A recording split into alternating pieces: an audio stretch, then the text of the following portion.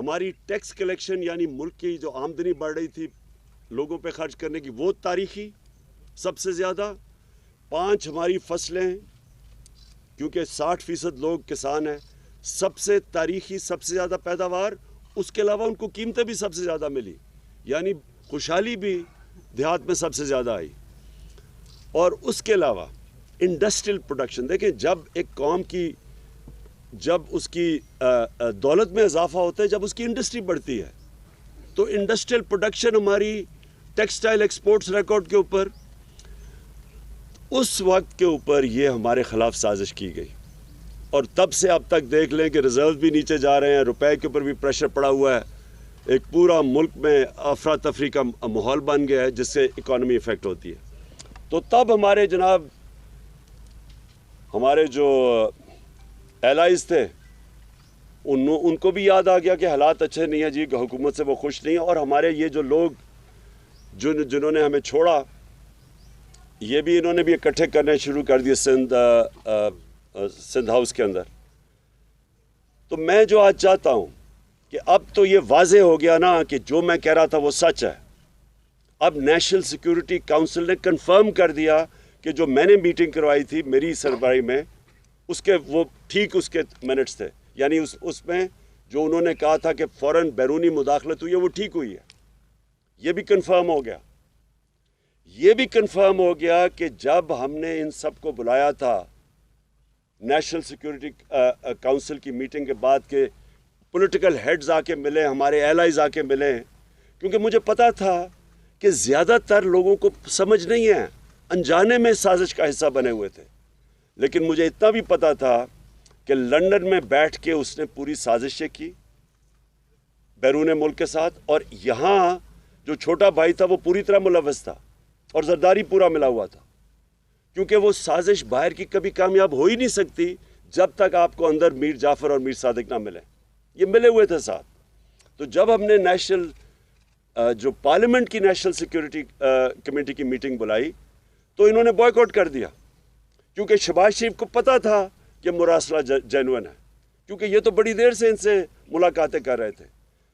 تو میں یہ آج چاہتا ہوں کہ سپریم کورٹ کو کہ آپ نے جس وجہ سے ڈپٹی اسپیکر قومی اسمبلی نے جو اس نے اس کو ایکسیپٹ نہیں کیا تھا ان کو, اور اس نے کہا تھا کہ مداخلت ہوئی ہے, اور اسے اپنے اوتھ کے اوپر سٹینڈ لیتے ہوئے ایڈجرن کی تھی میٹنگ اسمبلی کی.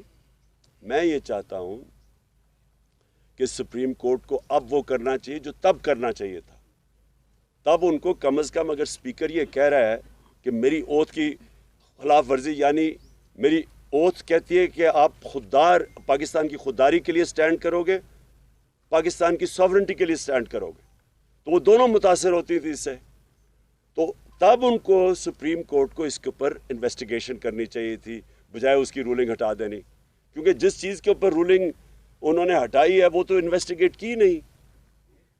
اور اس لیے میں اب چاہتا ہوں کہ سپریم کورٹ کے اندر اوپن ہیئرنگ ہو اس کے اوپر. ہم کوئی کیمرہ ہیئرنگ نہیں مانگتے, ہم اوپن ہیئرنگ مانگتے ہیں, کیونکہ یہ اتنی بڑی واردات ہوئی ہے ایک ملک کی سوورنٹی کے خلاف, ہماری آزادی کے خلاف. یہ اتنی بڑی واردات کی گئی ہے جو کہ ان کی حکومت نے بھی اب ثابت کر دیا.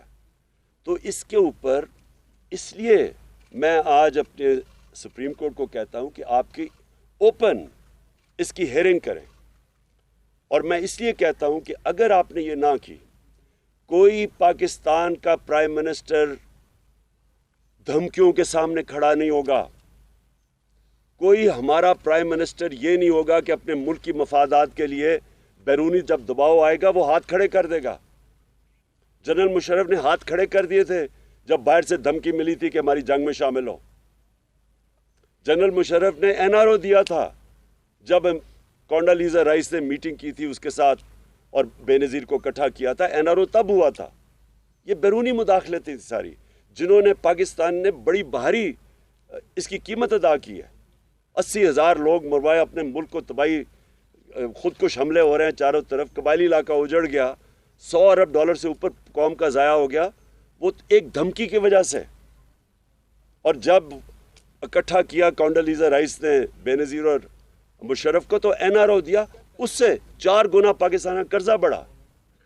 تو آج اگر اپنی ساورنٹی کے لیے ہمارے ادارے نہیں کھڑے ہوں گے, ہمارا سپریم کورٹ نہیں سٹینڈ لے گا, اس کے اوپر صحیح معنی میں انویسٹیگیشن نہیں کرے گا, تو ہمیشہ کے لیے پاکستان کے وزیر اعظم سربراہ دھمکیاں برداشت نہیں کریں گے. وہ اپنی کرسی بچانے کے لیے ہاتھ کھڑے کر دیں گے جیسے پہلے ہوتا رہا. تو میں دوسری چیز یہ چاہتا ہوں کہ جب سپریم کورٹ اس کو انویسٹیگیٹ کرے گی تو یہ جب انویسٹیگیشن ہوگی تو پتہ چلے گا کہ جو سفارت خانے تھے, یہ بیرون ملک سفارت خانے, کون کون لوگ ادھر زیادہ جانا شروع ہو گئے, کون سے اپوزیشن لیڈر سے انہوں نے زیادہ ملاقاتیں کی, اور سفارت خانوں کا کیا کام تھا ان لوگوں کو بلانا جو وہ سمجھتے تھے کہ تحریک انصاف میں خوش نہیں ہیں. ان کو بلانا شروع کر دیا جنہوں نے سب سے پہلے جو اپنے ضمیر بیچے اور جو لوٹا ہوئے, ان کو پہلے سے بنانا شروع کر دیا تھا سفارت خانوں میں. یہ انویسٹیگیٹ ہونا چاہیے. کیسے پہلے سے ہی میڈیا کے اندر باتیں شروع ہو گئیں, بڑے نامور صحافیوں نے پہلے سے لکھنا شروع ہو گیا کہ عمران خان کی حکومت کے خلاف سازش شروع ہو گئی. وہ مجھے بھی ساری خبریں مل رہی تھیں, ہمیں بھی یہ سارا پتہ چل رہا تھا جنوری سے جب یہ ساری گیم شروع ہوئی تھی. ہمیں یہ ساری چیزیں پتہ چل رہی تھی کیونکہ ہمیں خبریں آ رہی تھیں کہ یہ کیسے کدھر لنڈن میں کون کون لوگوں سے ملاقاتیں کر رہا ہے جدھر سے یہ شروع ہوئی تھی گیم.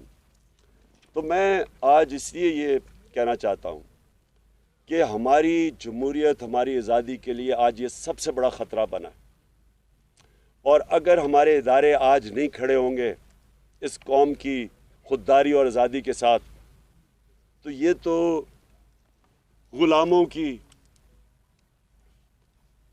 کرپٹ لوگوں کی غلامی کے اندر ہمیں ہی نہیں صرف ہمارے بچوں کا مستقبل خطرے میں.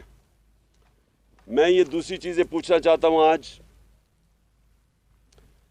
کہ جب یہ لوگ انہوں نے اپنے ضمیر بیچے اور انہوں نے اپنے حلقوں سے غداری کی, انہوں نے ہماری جمہوریت سے غداری کی, میں یہ پوچھنا چاہتا ہوں کہ کیا یہ اتنی امپورٹنٹ چیز نہیں کہ الیکشن کمیشن اور سپریم کورٹ اس کو فوری طور پہ سنیں, ان کیسز کو ڈے ٹو ڈے بیسس پہ ان کے حل کریں. پنجاب اسمبلی میں جو ہوا ہے اس سے زیادہ شرمناک چیز کیا ہو سکتی ہے. جس طرح وہ پولیس کو اندر بھیجے, ہماری بیچاری ایم پی وہ لائف سپورٹ مشین کے اوپر ہے اس وقت, ڈنڈے مارے گئے جس طرح آسیہ کو, جس طرح انہوں نے کیا پنجاب اسمبلی میں اور جس طرح کی حرکتیں کی گئی, یہ کیا کوئی جمہوریت ہے؟ اور پھر جن لوگوں نے اپنے آپ کو بیچا, کیا ہم اپنی ساری قوم کے سامنے اجازت دیں گے اس طرح کی چیز کو کہ کسی مغربی جمہوریت یا برطانیہ کی جمہوریت جدھر سے ہم نے یہ ماڈل لیا ہے, کبھی سنا ہے اس طرح کی کہ لوگ کمروں میں بند کر کے بکریوں کی طرح اور ان کو خرید رہے ہیں؟ کبھی یہاں کہیں ہوا ہے؟ تو میں حیران ہوں کہ ہمارا نہ سپریم کورٹ کے اندر یہ وہ ارجنسی ہے, نہ وہ الیکشن کمیشن کے اندر ہے. اور الیکشن کمیشن کا تو میں یہ واضح کر دوں آج کہ الیکشن کمشنر کو ریزائن کرنا چاہیے. دیکھیں جب میچ کھیلا جاتا ہے تو امپائر کے اندر دونوں ٹیموں کو ماننا چاہیے کہ یہ امپائر ٹھیک ہے. جب ایک جج کیس سنتا ہے تو اگر ایک پارٹی یہ سمجھے کہ جج کے اوپر اس کو اعتماد نہیں تو وہ ریکیوز کرتا ہے اپنے آپ کو. جب ایک پاکستان کی سب سے بڑی پارٹی یہ کہہ رہی ہے کہ الیکشن کمشنر اتنا ایک جانبدار قسم کا آدمی ہے جس کے اوپر ہمیں کوئی اعتماد ہی نہیں ہے, سارے فیصلے ہی ہمارے خلاف کرتا ہے, اور جب چاہتا ہے تو کسی کے اوپر ایکشن لے لیتا ہے اور جب چاہتا ہے نہیں لیتا, کیونکہ ڈپینڈ کرتا ہے کہ وہ کون سی پارٹی میں ہے. تو جب اس کے اوپر ہمیں اعتماد ہی نہیں ہے تو اس کو ریزائن کر دینا چاہیے, کیونکہ یہ امپائر بن ہی نہیں سکتا. اور اسی طرح میں سپریم کورٹ کو آج کہوں گا کہ 63A اتنا امپورٹنٹ ہے. اگر یہ لوگ اب سارے بچ جائیں گے اور یہ سازش کا حصہ پیسے بھی لے لیں گے, سازش کا حصہ بھی بن جائیں گے, اور اگر کوئی ایکشن نہیں لیا جائے گا ان کے اوپر, تو آپ نے تو دروازے کھول دینے ہیں کہ ہر قسم کا آدمی پولیٹکس میں آئے گا, اپنے ضمیر الیکشن ووٹ لے کے آئے گا اور بلیک میل کرنے کے لیے اپنے آپ کو بیچے گا. تو یہ تو ہماری پولیٹکس اور ہماری جمہوریت کی نگیشن ہے. میں آخر میں آج جو ہم کرنے جا رہے ہیں، آج جو ہم اناؤنس کیا ہے، میں نے آج ہماری میٹنگ کی ہے، میں نے اپنی ساری تنظیموں کو آج تیاری کروا رہا ہوں.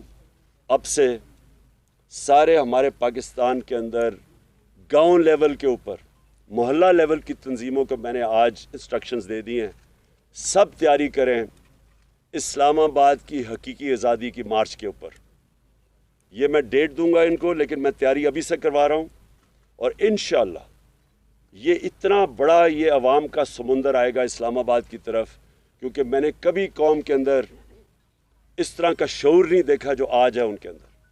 کبھی ایسے نہیں ہوا کہ 3 سب سے بڑے وینیوز پشاور 4 وینیوز، پشاور، اسلام آباد، کراچی اور لاہور، سب سے بڑے وینیوز جو یہ 11 پارٹیز اس کا چھوٹا سا حصہ بھی نہیں کوئی بھر سکتی، وہ چند دنوں کے اندر سارے وینیوز کے اندر اس طرح کے کراؤڈ آئے ہیں، کیونکہ عوام میں شعور آ گیا ہے. لوگ بیداری آ چکی ہے. لوگ سمجھ بیٹھے ہیں کہ اس قوم کے ساتھ کس طرح مذاق ہوا ہے، اور جس طرح کے لوگوں کو انہوں نے ہمارے اوپر مسلط کیا ہے. یہ پاکستان کی تاریخ میں کبھی بھی ایسے نہیں ہوا کہ اتنے زیادہ کرمنل لوگ، ضمانت پہ لوگ، تقریباً 60-70% تو جو کیبنٹ بنی ہے وہ ضمانت پہ لوگ ہیں. جو یہ پرائم منسٹر بھاگا پھرا ادھر ادھر، جس طرح یہ سوائے فیتے کاٹنے کا اور اس کو پتہ ہی نہیں ہے. اس سے سوال یہ پوچھا جائے کہ 40 ارب روپے کے آپ کے اور بچوں نے کیسز کے جواب دینے ہیں. 40 ارب روپے ایف آئی اے میں اور نیب میں کیسز ہیں اس کے. کیسے ہو سکتا ہے کہ یہ اب بیٹھ کے ایف آئی اے کے اوپر پہلے تبدیلیاں کروائے گا؟ یہ کسی دنیا میں سنا ہے ایسا؟ یہ پہلے تبدیلیاں کرائے گا لوگوں کی، اپنے لوگ بٹھائے گا، پھر جس طرح ریکارڈ جلتے تھے وہاں ایل ڈی اے میں جو انہوں نے لوٹ مار کی تھی لاہور میں، اسی طرح وہ ریکارڈ کو ٹیمپر کریں گے. یہ کہیں دنیا میں نہیں ہوتا. اور یہ کیبنٹ ای سی ایل کے اوپر 60-70% لوگ ہیں، ای سی ایل پہ بھی ہے، ضمانت پہ بھی ہے. یہ کہاں دنیا میں ہوتا ہے؟ اور ویسے میں کہہ رہا ہوں کہ مجھے بھی ای سی ایل پہ ڈال دیں، کیونکہ میں ویسے ہی باہر نہیں جانا چاہتا. لیکن ان کو اتنا خوف کیوں ہوتا ہے باہر جانے کا؟ اس لیے کہ پیسے باہر پڑے ہیں، جائیدادیں باہر پڑی ہیں، پاکستان کو لوٹتے ہیں. پیسہ جب اربوں روپے کا بنتا ہے تو وہ بستر کے نیچے نہیں آتا، اس لیے اس کو باہر بھیجنا پڑتا ہے، دگنا نقصان کرواتے ہیں. تو میں نے اپنی ساری پارٹی کو آج کہہ دیا کہ ہماری موومنٹ شروع ہو جائے. ہر گاؤں محلے میں اپنی تنظیموں کو میں نے آج میسج پہنچا دیا، اپنی سارے M N As M Ps کو بتا دیا کہ اپنے لوگوں کو تیار کریں، اور میں انشاءاللہ کال دوں گا اسلام آباد کی حقیقی آزادی کی بات.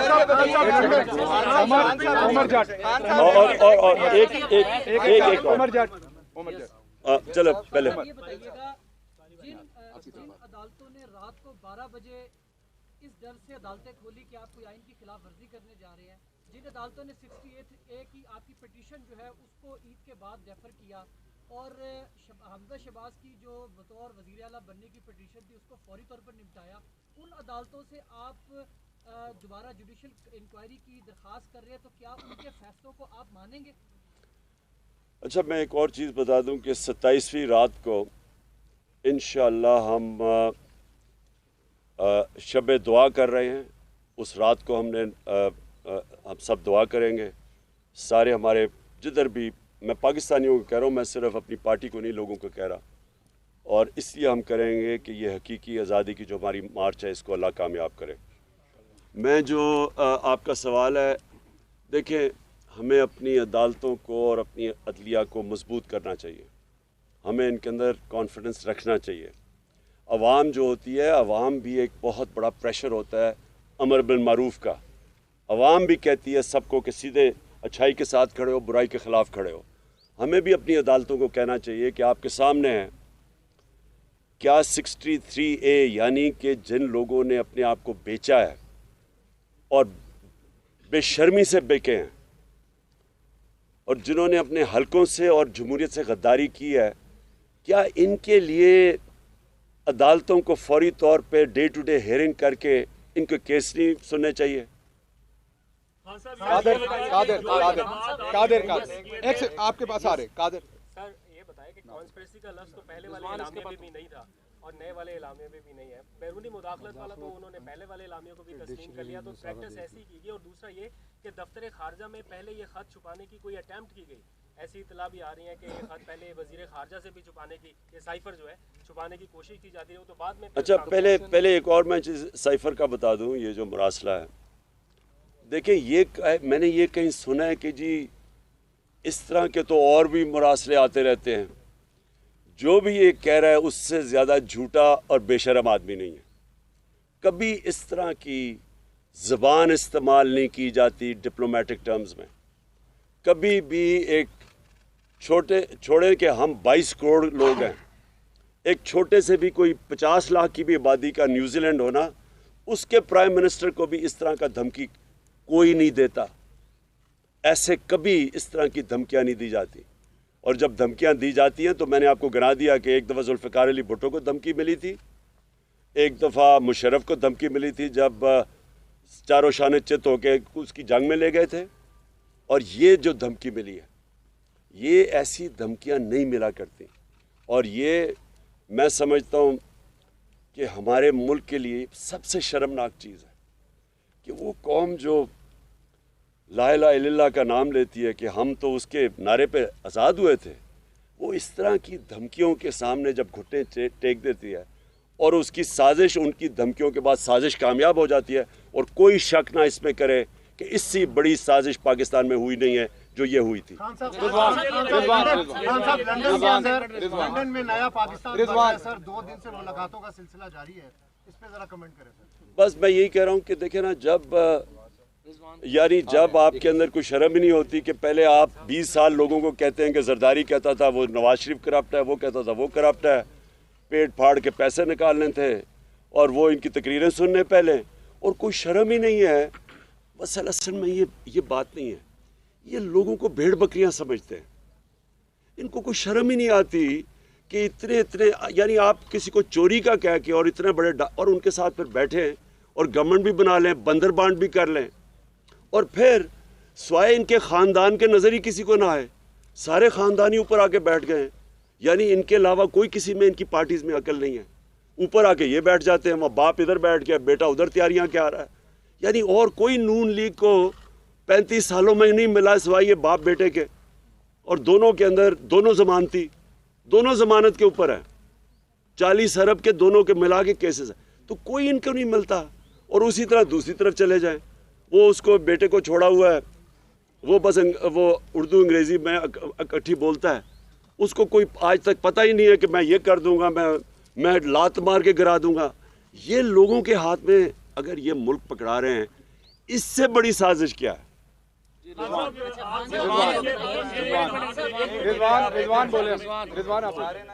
آپ کی حکومت کے بہت سارے ایسے اقدامات تھے جو موجودہ حکومت ریورس کرنے جا رہی ہے, اس میں اوورسیز پاکستانیوں کا ووٹ, EVM مشین.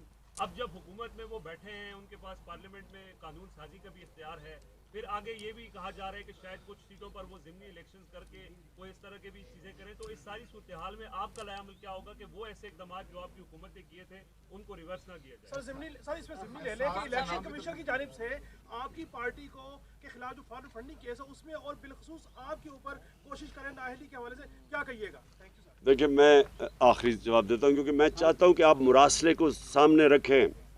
سازش ثابت ہو گئی ہے. پہلے کہہ رہے تھے, شہباز شریف نے کہا تھا کہ جی اگر مراسلہ صحیح نکلے گا تو وہ میرے ساتھ آ جائے گا. خدا کے واسطے میرے پاس نہ آنا, تمہارے طرح کے چور کو میں اپنے ساتھ نہیں رکھ سکتا, لیکن کم معافی تو مانگو میرے سے کہ کہہ رہے تھے میں ٹھیک نہیں کہہ رہا. اب تو کلیئر ہو گیا نا کہ وہ جینوئن ہے, اور جو آقا جن کے سامنے آپ بوٹ پالش کرنے کے ماہر ہیں, اب تو ثابت ہو گیا نا کہ انہوں نے ہی بھیجا تھا. اس لیے ایک منٹ ٹھہر جا. دیکھیں میں آپ کو دونوں چیزوں کا پہلے بتا دوں. دیکھیں EVM مشینز کا ہم نے کیوں کہا تھا. EVM مشینز کا جو اگر آپ ساری جوڈیشل کمیشن 5 ہفتے کی بیٹھی تھی سپریم کورٹ کے اندر, اوپن ہیئرنگ ہوئی تھی اس میں, اگر ان کی جتنی بھی سپریم کورٹ نے 30-40 تجویزات دی تھی, اگر آپ ان سب کو دیکھ لیں تو اس میں سے ایک نتیجہ نکلتا ہے کہ اگر آپ نے الیکشن بہتر کروانا ہے EVM مشین لے آئیں. یہ جوڈیشل کمیشن کا نچوڑ تھا. सारा जो फॉर्म 15 नहीं है, 16 नहीं है, रिकॉर्ड कीपिंग नहीं है, इस सब का जवाब एक में था। रिजेक्टेड वोट्स सबका एक है कि अगर आपके पास EVM मशीन्स हो, ये सारा मसला हल हो जाता है। नंबर 1, ओवरसीज़ पाकिस्तानीज़ यहाँ 31 अरब डॉलर उन्होंने भेजा पाकिस्तान, हमारी दौर में सबसे ज़्यादा पैसा भेजा है। ये पाकिस्तान का सबसे बड़ा असासा है। टोटल IMF से पैसा मिला है 6 अरब डॉलर, 31 अरब डॉलर उन्होंने भेजा है। हम उनको या पूरी साजिश के तहत हम रोक रहे हैं उनको वोट देने के लिए, जो उनका हक होना चाहिए। तो ये जब दो चीज़ें करेंगे, EVM मशीन और ये, इससे क्या साबित होगा? पाकिस्तान की जमहूरियत को नुकसान। ये जो माफियाज बैठे हुए, जो सिस्टम समझ बैठे हैं कि कैसे इन्होंने सिस्टम को चेंज करके धांधली से इलेक्शन जीतना है, ये वो होगा। हम कोशिश कर रहे हैं फ्री एंड फेयर इलेक्शन की, इनकी कोशिश है कि वो पुराना तरीका, RO को पैसा खिलाओ, नीचे से स्टाफ को पैसा खिला दो, वो जनाब जाली वो वोटें डाल दो, ये और फिर इन्होंने वोट्स बनाई हुई हैं हर हल्के के अंदर, जाली वोट्स। ये सारा कुछ ख़त्म हो जाता है EVM मशीन से, इसलिए ये उसको ख़त्म करना चाहते हैं। शुक्रिया।